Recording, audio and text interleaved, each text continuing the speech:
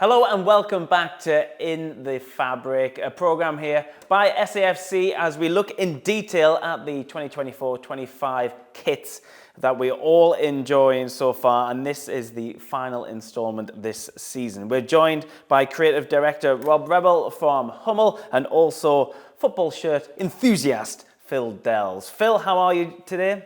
Very well, thank you. Great to be here. And Rob, nice to have you back. Thank you. Yeah.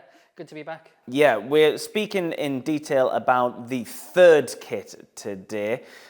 Before we get into the shirt, Rob, just a bit of a background of yourself and your role at Hummel, please. Okay, so yeah, I'm Creative Director at Hummel UK. Been there for nearly a decade, so anything kit comes through me. And Phil, people might recognise you from your online content. You are a fan of football shirts in general. Yeah, can't get enough of them, and anything to do with them, I try to get involved in. And that's a real thing, these things, though, that thing these days, isn't it, Phil? People collecting shirts from around the world, different manufacturers. We're here, again, to speak about Hummel. For you, as a shirt collector, what is it about Hummel which draws the eye and the attention of collectors? I think Hummel are one of those brands who have the full package. They've got the history, of course. They're just 100 years old as of last year. But it's more than that. They've innovated over the years. They're one of those brands who have changed with the times, even pioneered things, pushed things forward.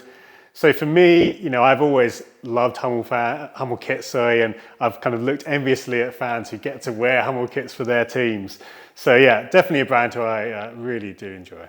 Come on then, Rob, let's delve into this. The third kit. First thing I notice is the pattern and the colours. So come on then, where did you start with this one? With it being a third kit as well, is it a blank canvas to a certain extent? Yeah, generally it's a blank canvas. You've kind of covered your bases with the home and away, and this is a little bit of fun. But I think I took a different take on this one, especially because there was so much to talk about from coming back to the club from like the 90s. So this is all about where we're stood at the moment in the Stadium of Light. So everything to do with this, like the colliery wheel, it's everything to do with around us, where the stadium is built, where the colliery wheel is outside. Well, this dressing room right now, we're sub ground level here, so this would have been part of the colliery which stood here, Wearmouth Colliery here at the Stadium of Light. So that's been reflected with the colliery wheel on the pattern, but you've created some kind of pattern that doesn't look like something uniquely bespoke for this. It looks like a classic pattern you'd see on a tie or something like that. Well, I wanted to really take it down a different tack. It's easy just to put a colliery wheel on there and repeat it out. But it was really nice when it was reflected. So it's kind of like the top and the bottom reflecting like the colliery below us, and then the colliery wheel that's still here above us. Yeah. And then it creates this kind of zigzag pattern, which kind of looks a little bit more fashion, like you say. And that's kind of what we wanted to do from a third kit. Phil, then, first impressions for you. Third kits. I bet third kits are something you and the other enthusiasts talk a lot about, because have you checked out how wacky this one is, or have you seen how plain this one is? I imagine there's a bit of conversation about a third kit, isn't there, online? Spot on. They are typically the kits where collectors jump to first. They're often the ones where they go to, and I think this kit is a good example of that, where you've got this pattern which, again, it's got that detail which is very deeply connected to Sunderland. But I think just the aesthetic of it is really strong. And I love, like Rob was saying, that kind of the zigzag and the negative space there. It's great to see that pattern on the sleeves again. Little things like that which make a big difference. I think it's the quality of that. And I think what's good about a pattern like this, it looks different up close. From a distance as well, you get a different effect. So I'm really excited to see this on pitch. I think it will look just as good. Yeah. I'm going to do this again and turn it on the back, because I always look out for this. Pattern on the back, which is really important, I think, for people. Good to see again, like the away, we've got the crest, and we should talk about the crest, because that's really interesting. I think the reason we put the crest on the back as well is just to kind of signify this is the current crest. Yeah. And when you look at the front again, which is the crest now is the old school SAFC serif, but it's in a raised rubber. Yeah. So when you look back at the home and away and a third kits, they've all got different crests. I think this is the first time. Is that commonplace? No. Not at all. This is the first time that I've done it as a designer, and for any club that I've worked with as well. And I can't think of any other team, top of my head, that has done this before. Yeah, it's absolutely fantastic. Are you aware of the three different badges, Phil? Yeah, I think I've seen it once or twice, but it's very, very rare. Certainly not something you see often. And I think what's great is each of the crests, they match well with the design. So I think here, having that kind of script, it matches with the pattern really nicely. It does, doesn't it? It's a kind of like 70s feel. Certainly the older fans will remember that badge from that. But it has, for me, it looked like a bit of a paisley design when I first glanced at it, which again kind of goes with the aesthetic of the shirt. Exactly. You talk about fashion, and I think this is a perfect way to do that, I think. On the top, we have the chevrons, not going all the way down this time, but the navy and white chevrons on the collar.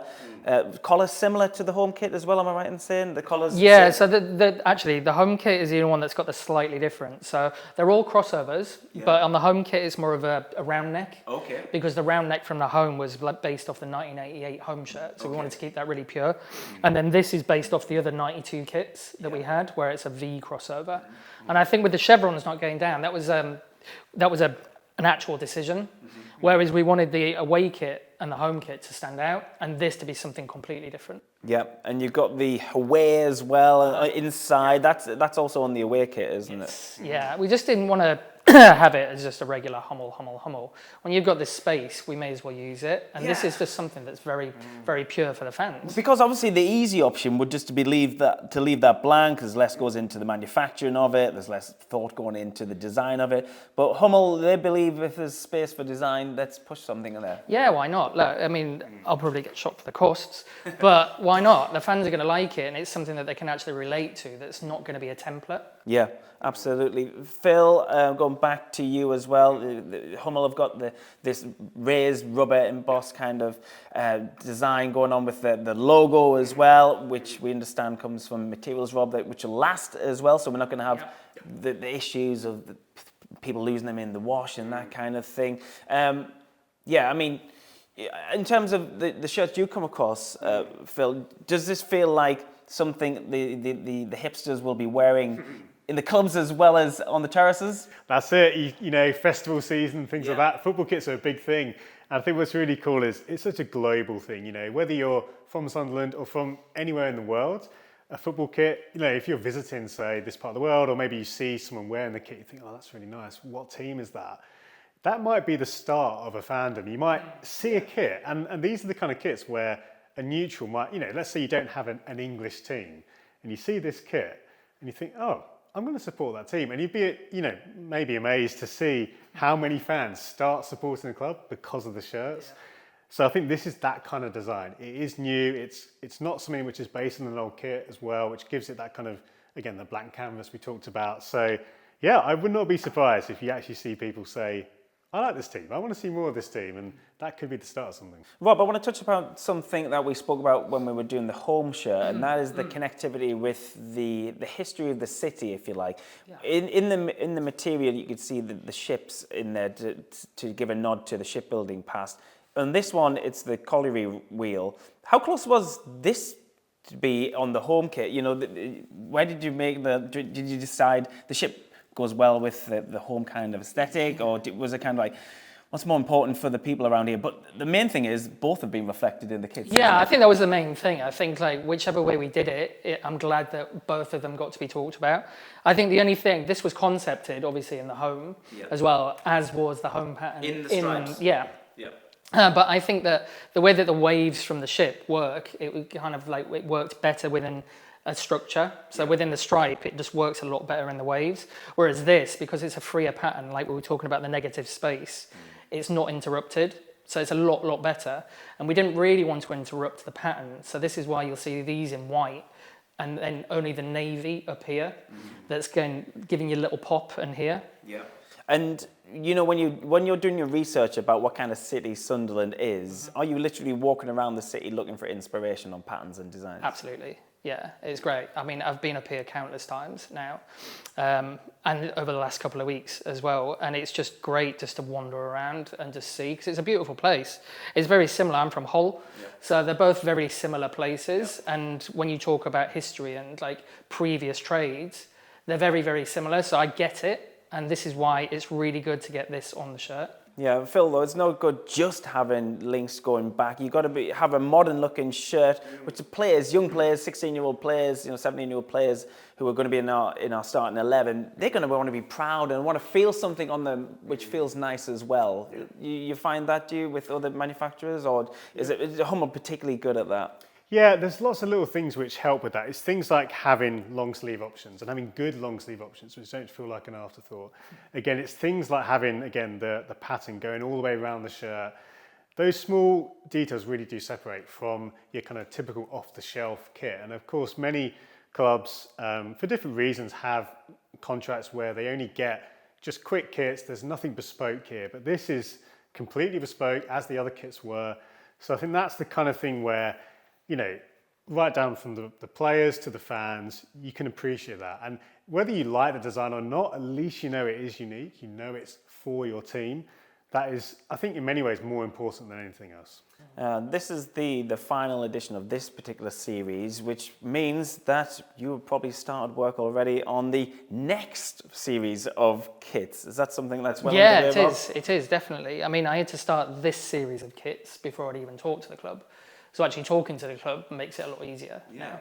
So you do your own homework, if you like, and just present them with yeah, exactly. working Hopefully ideas. get a pass. That's good. So, I mean, there's a lot of, just for a bit of an insight really, Rob, for the people watching, there's a lot of time and attention goes into the future strips, and you've already definitely there is. Like it's research off your own back, and then it's research talking to the likes of you and people at the club who have got an in-depth knowledge of where it is. I can come in and see things that I think are incredible, but it might not mean anything to any of the fans. So having that backup from the club is great. So I got it for the second season. Hopefully the first season we kind of nailed it. Yeah, I've got a feeling this is going to go down well. Phil, from a neutral perspective, how do you think Hummel have done on these 3 kits? I love the fact that each kit offers something different. I think what's really cool is you see it as a collection. You've got the home, you've got the away, and then the third, again, it's offering something different. It's not an obvious kind of retro nod. So there is something for everyone. I think that's really cool to see. You know, even the colours as well. You've covered a good spectrum there, I think, across the 3 kits.